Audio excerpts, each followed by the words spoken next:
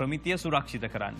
ප්‍රමිතිය සුරක්ෂිත කරන්න අවශ්‍ය වන්නේ ඇයි? රෝගීන්ගේ සුරක්ෂිතභාවය ඇති කරන්න. එහෙමනම් අධ්‍යාපනය කුමක් වුවත් කොහෙන් ආවත් ප්‍රශ්නයක් නෑ නේද මේ ප්‍රමිතිය සුරක්ෂිත කිරීම කියන එක. කවුරුන් විසින් කරත් වෛද්‍ය සභාවේ නිර්දේශය නම් වෛද්‍ය සභාවේ යුතුයකම නම් ඒක Tamanගේ නිල වගකීමක් බවට පත් වෙනවා නම් කොහෙන් වෛද්‍ය ශිෂ්‍යයෙක් ආවත් මොන රටින් අරගෙන ආවත් ලංකාව තුළට අපි ගන්නකොට අපේ කියන නිර්දේශ නිර්ණායක වලට යටපත් වෙනවා නම් යටත් වෙනවා නම් මනම් එය නොවේද මේ මොහොතේදී විය යුත්තේ මා ඔබට පළවෙනි ප්‍රශ්නය යොමු කරන්නේ. හොඳයි චතුර දැන් රටක මූලික වශයෙන් ජනතාවගේ සෞඛ්‍ය සම්බන්ධයෙන් වග කියන්න තමයි සෞඛ්‍ය අමාත්‍යාංශය තිබෙන්නේ. ජනතාවගේ ඡන්දයෙන් තේරීපත් වෙන ආණ්ඩුවක නිල වගකීම සෞඛ්‍ය අමාත්‍යාංශයට පැවරෙනවා. සෞඛ්‍ය අමාත්‍යාංශයන් විසින් ඒ ඩියුටිය හරියට කරනවද කියන එක පිළිබඳව ලෝකයේම ජනතාවට අවිශ්වාසයක් තිබෙන නිසා ඒ ජනතාවට තමන්ගේ සෞඛ්‍ය සම්බන්ධයෙන් ඊටාම වැදගත් අදහසක් වගකීමක් තිබෙන නිසාම සෞඛ්‍ය අමාත්‍යාංශයට පරිබාහිරව ලෝකයේ සියලුම රටවල පාහේ වෛද්‍ය සභාව නැති කරලා තියෙනවා. ඒක ව්‍යවස්ථානුකූල ආයතනයක්, ඒ ස්වාධීන ආයතනයක්, එයට බලයක් තිබෙනවා. ඒ නිසාම දැන් අපි උදාහරණයක් ගත්තොත් එංගලන්තේ වෛද්‍ය සභාවේ තේමාව බවට පත් වෙලා තිබෙන්නේ අප වග කියන්නේ වෛද්‍ය වෘත්තිකයන්ට හෝ පාර්ලිමේන්තු ආණ්ඩුවට නොව ජනතාවට කියන එක. මොකද වෛද්‍ය වෘත්තිකයන්ගේ අයිතිවාසිකම් ආරක්ෂා කරගන්න වෛද්‍ය වෘත්තීය සමිති තිබෙනවා. ආණ්ඩුවට නෙමෙයි අපි වග කියන්නේ ජනතාවට. ඒ නිසා පාර්ලිමේන්තුවට වග කියන ආයතනයක් බවට තමයි මේ වෛද්‍ය සභාව පත් වෙලා තිබෙන්නේ.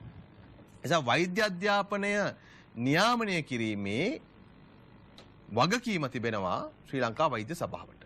දැන් මම තව උදාහරණයක් ගත්තොත් එංගලන්තේ මෑතකදී සිද්ධියක් වුණා වෛද්‍ය පශ්චාත් උපාධි ලබා දීම වෛද්‍ය සභාවේ නියාමනය කරේ නැහැ. නමුත් මෑතක තීන්දුවක් ගත්ත වුන්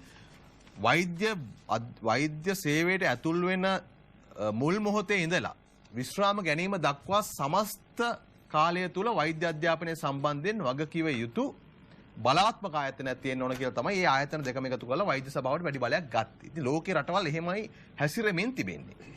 දැන් වෛද්‍ය සභාව මේ සයිටම් කියන හොර වංචනික ආයතනය පිළි නොගැනීම අතිශය සාධාරණයි. මොකද ඒ සඳහා ඔවුන්ට වුවමනා තරම් කරුණු කාරණා පහුගිය වසර 8 ඇතුළත තිබුණා. මම එකින් එක කියන්නම්. දැන් මේ කියන සයිටම් ආයතනය එන්නේ 1978 අංක 16 දරන විශ්වවිද්‍යාල පනතේ 25 වගන්ති යටතේ. ඒ අනුව මෙවැනි උපාධි ලබා දෙන ආයතනයක් ආයෝජන මණ්ඩල ව්‍යාපෘතියක් කරා තමයි එන්නේ. හැබැයි මේ සයිටම් කියන ආයතනය වෛද්‍ය උපාධිය ලබා දීම සඳහා ආයෝජන මණ්ඩලයෙන් අවසරයක් ලබාගෙන නැහැ. ඔවුන් අවසර ලබාගෙන තිනවා වෙනත් උපාධි වලට. තොරතුරු තාක්ෂණයට, කළමනාකරණය සහ මූල්‍ය සම්බන්ධයෙන්, ඉංජිනේරු විද්‍යාවට, වෘත්තීය පුහුණුවට, නර්සිං වලට, භාෂාවලට, හෙල්ත් සයන්ස් වලට. නමුත් ඔය සෞඛ්‍ය අධ්‍යාපනය කියන හෙල්ත් සයන්ස් යටතේ ඔවුන් මුලින්ම මේක සම්බන්ධයෙන් මට මතකයි ඇඩ්වර්ටයිස්මන්ට් එකක් දාලා පත්තරේ දානකොට දැන් මේ රුසියානු විශ්වවිද්‍යාලයක් එක්ක අනුබද්ධිතව උන්නේ කරනවා කියලා. මම මේකක් කියන්න. ඔව් මම මේකක් කියන්නේ. දැන් මේ මගේ ළඟ තිබෙන්නේ ලංකාවේ ආයෝජන මණ්ඩලය විසින් 2010 8යි 9 වෙනිදා මහාචාර්ය ලලිතා මෙන්ඩිස් එවකට ශ්‍රී ලංකා වෛද්‍ය සභාවේ සභාපතිනියට යවන ලද ලිපියක්. ඒ ලිපියේ ඇය පැහැදිලිව ඒ ලිපියේ ආයෝජන මණ්ඩලයේ සභාපතිවරයා ජේ.ඩී. බණ්ඩාරනායක මහතා ඒ වෙලාවේ පැහැදිලිව සඳහන් කරනවා මේ හෙල්ත් සයන්ස් වලට සෞඛ්‍ය විද්‍යාවට අනුමැතිය ලබා දීමේදී පවා සෞඛ්‍ය අමාත්‍යාංශය නිල අවසරය ගන්න ඕන කියලා. This approval was granted subject to the condition that the approval from Ministry of Health and Nutrition be obtained prior to providing training in health science. සෞඛ්‍ය විද්‍යාවට ගන්නකොටත් ඒ අවසරය වුණා. මේක ප්‍රශ්නයක් අහනවා did the application include the proposal to set up a medical school? No. පැහැදිලිවම සඳහන් කරනවා BOI එකෙන් එහෙම අනුමැතියකට අවසරය ඉල්ලාවත් නැත. Was the application submitted jointly with the Nizhny Novgorod State Medical Academy of Russia to set up an offshore campus in Sri Lanka? No. හරිද? ඒ කියන්නේ මට පුළුවන් නම් පෙන්නන්න ඉතින්. වෛද්‍ය විද්‍යාව උපාධිය ලබා දීම සඳහා ශ්‍රී ලංකා ආයෝජන මණ්ඩලයෙන් අනුමැතිය ගත ලිපිය කෝ. එහෙම එකක් නැහැ. ඊළඟට මේ තිබෙන්නේ 2013 4 මාසේ 5 වෙනිදා සෞඛ්‍ය අමාත්‍යාංශය එවකට සෞඛ්‍ය අමාත්‍යාංශයේ ලේකම් ඩොක්ටර් නිහාල් ජයතිලක විසින් ඉදිරිපත් කර මේ නීතිපතිවරයාට අවු ලිපිය.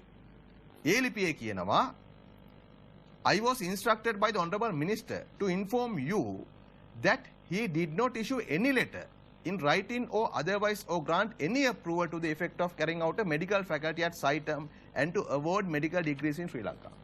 එවකට සෞඛ්‍ය අමාත්‍යවරයා මෛත්‍රීපාල සිරිසේන මහතා මේ සෞඛ්‍ය ලේකම්වරයා නිහාල් ජයතිලක මහතා ඇමතිවරයාගේ උපදෙස් මත ඔහු කියනවා ඇමතිවරයා කියනවා කිසිදු ලිපියක් හෝ අවසරයක් සෞඛ්‍ය අමාත්‍යාංශය මගින් සයිටම් එකට මෙඩිකල් ෆැකල්ටියක් සඳහා දීලා නැතිය කියලා.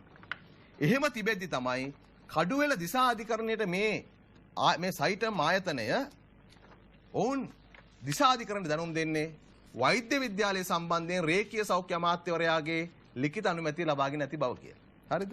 ඊළඟට ඔබ අහපු ප්‍රශ්නේ. මේ නිෂි නෝගොරොත් එක්ක තියෙන සම්බන්ධය මොකද්ද? මේ තිබෙන්නේ රුසියාවේ නිෂි නෝගොරොත් සරසවිය විසින් ඒ පිළිබඳව ශ්‍රී ලංකාවට එවන ලද ලිපිය. එහි කියනවා National Accreditation Agency of Russia does not contain any information about the Sri Lankan campus of Nizhny Novgorod State Medical Academy. රුසියාවේ මේ උපාධි ලබා දීම සම්බන්ධයෙන් තියෙන ආයතනය පැහැදිලිව කියනවා මේ ලංකාවේ මෙහෙම උපාධියක් ලබා දීමේ ආයතනයක් නැහැ කියලා. මේ හරි. අපි බලමුකෝ.